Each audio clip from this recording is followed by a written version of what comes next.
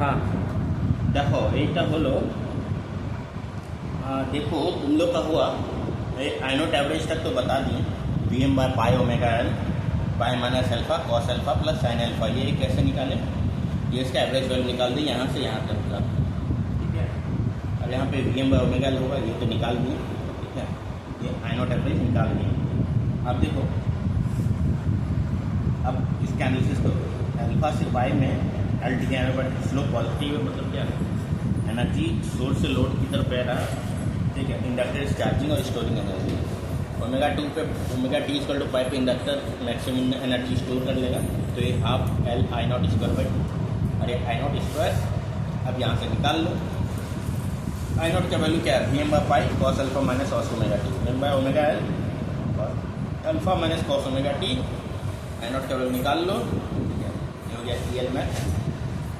Decreasing slope पे तुम्हारा ये एनर्जी जो है रिलीज हो रहा है। ठीक है, और स्लोप नेगेटिव है। अब ये स्लोप जो है लोड से सोर्स की तरफ बह रहा है और इंडक्टर डिस्चार्जिंग हो रहा है। ठीक है, और यहाँ पर चार्जिंग टाइम ऑफ इंडक्टर क्या हो गया, पाई minus alpha omega, charging discharging time of inductor pi minus alpha omega. ये तो तुम्हारा एल लोड के लिए। अब आर एल ई लोड पे आते हैं। आर एल ई लोड अगर हम लोग कर लिए, ठीक है, तो मैक्सिमम काम हो गया हम लोग का, समझ लो। अब किसी टाइप का भी लोड दे वन फेज रेक्टिफायर में, ठीक है, वो आराम से हो जाएगा। ठीक है, अभी आर एल ई लोड का एनालिसिस करते हैं। ठीक है, अभी आर एल ई लोड के एनालिसिस के लिए, ठीक है, ये देखो एल लोड का यहाँ पे ये तीन इंपॉर्टेंट है। आई नॉट बराबर V M by omega L cos alpha minus cos omega T, I nought average और V M by pi omega L pi minus alpha cos alpha plus sine alpha. V nought average zero होता है हमेशा inductor और capacitor के लिए। We nought average zero होता है, sorry inductor के लिए वी नॉट एवरेज जीरो होता है और कैपेसिटर के लिए आई नॉट एवरेज बराबर जीरो होता है। ये दो चीज़ याद रखना। ठीक है, अब यहाँ पे वही किए हैं। आई नॉट एवरेज बराबर कैसे निकाला है, 1/2 पाई। ठीक है, 1/2 पाई, ये कैसे निकाले हैं, 1/2 पाई अल्फा से 2 pi minus alpha conduction time I naught T और ये D T. I naught T बराबर क्या हो गया, 1/2 पाई।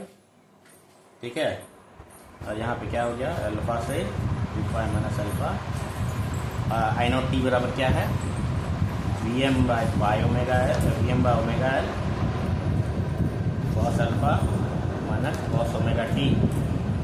ठीक है, अल्फा से 2 पाई माइनस अल्फा तक में इंटीग्रेशन 1/2 पाई करेंगे। ठीक है, अभी आर एल ई का कंट्रोल लोड देख लेंगे तो मेरा आधा काम हो जाएगा, यहीं पे खत्म। ठीक है, अभी देख लो थीटा 1 और एक अल्फा, ये दोनों के बीच में कंफ्यूजन समझ लो। ये दोनों के बीच में कंफ्यूजन क्लियर कर लो। ये क्या होता है, थीटा 1 क्या होता है, ये तुम्हारा मिनिमम एंगल होता है जिसके बाद थैरिस्टर ऑन हो सकता है या डायोड, जो भी कंट्रोल या अनकंट्रोल कुछ भी हो। थीटा 1 के बाद ही तुम्हारा क्या होगा, ये तुम्हारा जो डिवाइस है ये ऑन होगा। ठीक है, अभी देखो थीटा 1 का मतलब क्या है, यहाँ देखो समझो। ठीक है, यहाँ देखो 0 से ओमेगा टी से थीटा 1 एक्चुअली क्या है, देखो अभी देखो यहाँ बैटरी का कुछ वोल्टेज होगा। ये देखो V M sine omega T है ये ग्राफ, और ये ई है बैटरी का वोल्टेज। अभी देखो यहाँ पे देखो इसका वोल्टेज क्या कम है ई से, तो इसका वोल्टेज ज़्यादा है 0 से थीटा में। ये देखो ये थीटा इंपॉर्टेंट टर्म है। ठीक है, यहाँ से इसके बीच में देखो 0 से थीटा के बीच में इसका मैग्नीट्यूड कम है। देखो इसका मैग्नीट्यूड पकड़ो, V M sine omega T ये कम है ई तक है। यहाँ पे इस पॉइंट पे इक्वल हो रहा है, वी एम बराबर ई हो जा रहा है। ठीक है, और उससे पहले क्या है, इसका मैग्नीट्यूड हमेशा कम है वी एस, और इसका क्या है ज़्यादा है। थैरिस्टर ऑन हो गया, पॉजिटिव पोटेंशियल ज़्यादा हो जा रहा है, पोटेंशियल कम हो जा रहा है, ये ऑन होगा ही नहीं कभी। तो ये मिनिमम एंगल है। ठीक है, अब ये मिनिमम एंगल है और उसके बाद जाके ये ऑन होगा। थीटा 1 के बाद ही अब थीटा 1 से हम ऑन कर सकते हैं, मिनिमम एंगल है। कंट्रोल के लिए अल्फा हो जाएगा, क्योंकि हम जब थीटा 1 के बाद हम जब किया तो हम ऑन करेंगे। अंत कंट्रोल के लिए थीटा 1 से ऑन होना शुरू हो जाएगा, थीटा से ऑन होना शुरू हो जाएगा। तभी देखो 0 से ओमेगा 2 से थीटा के बीच में देखो वी टी बराबर क्या होगा, ये तो ज़्यादा होगा। ये तो रिवर्स वर्जन हो तो वी टी बराबर V S minus V naught हो जाएगा। तो वी नॉट तो यहाँ पे वी नॉट बराबर ई है, ठीक है। यहाँ पे V T B S minus V naught बराबर आई नॉट बराबर 0 हो गया, ठीक है। थीटा 1 से ओमेगा 2 से अल्फा मिलेगा, यहाँ अल्फा आप देखो पोजिशन तो हम फायरिंग करेंगे, तो वी टी बराबर क्या we S minus E same होगा। ये ऑन नहीं हुआ अभी, फॉरवर्ड ब्लॉकिंग मोड में है, ये पहले रिवर्स ब्लॉकिंग मोड में था, 0 से थीटा का रिवर्स ब्लॉकिंग मोड में, ये फॉरवर्ड ब्लॉकिंग मोड में थीटा से अल्फा के, ठीक है।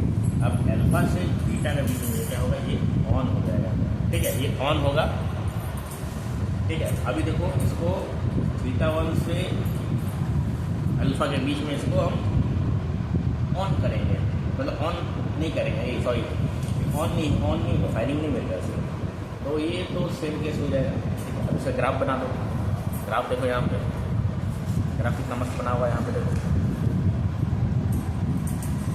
तो यहाँ देखो ग्राफ देखो, ग्राफ दिख रहा है, ग्राफ दिख रहा है, देखो ग्राफ दिख रहा है, देखो ये देखो, ठीक है, ये देखो 0 से थीटा 1 में देखो वी एस जो है ऐसा हम सेम बना दिए, ठीक है। ये वी एस जो है हम सेम बना दिए हैं, ठीक है। V S sign omega T के साइन सेम बना दिए, 0 से थीटा 1 आई नॉट टी बराबर 0 है, यहाँ पे 0 होगा, ठीक है। अब वी नॉट बराबर क्या था, वी नॉट बराबर ई होगा, और वी टी बराबर क्या होगा, वी टी बराबर वी एस माइनस ई, तो ये माइनस ये करो, तो 0 माइनस 0 माइनस यहाँ तक जैसे गया है वैसे गया है, ठीक है। तो इस पॉइंट पर इक्वल हो गया, तो यहाँ पर 0 हो गया, तो ये एक्चुअली ऐसे ही जाएगा, इसको हम ऐसे कर दिए हैं, लेकिन ये ऐसे जाएगा, जैसे ऐसे जाएगा, ऐसे ही जाएगा, ठीक है। एक्चुअली ये वाला पार्ट यहाँ पर जाएगा, ठीक है, मतलब ये ऐसे होगा, ऐसे, ठीक है ना, ऐसे ही होगा, ठीक है। और ये तो हो गया, ठीक है। और अभी देखो यहाँ पे अल्फा से ओमेगा 2 से बीटा, अल्फा से ओमेगा 2 से बीटा के बीच में देखो वी टी बराबर ये ऑन हो गया, ये 0 हो गया, वी टी बराबर ये 0 हो गया,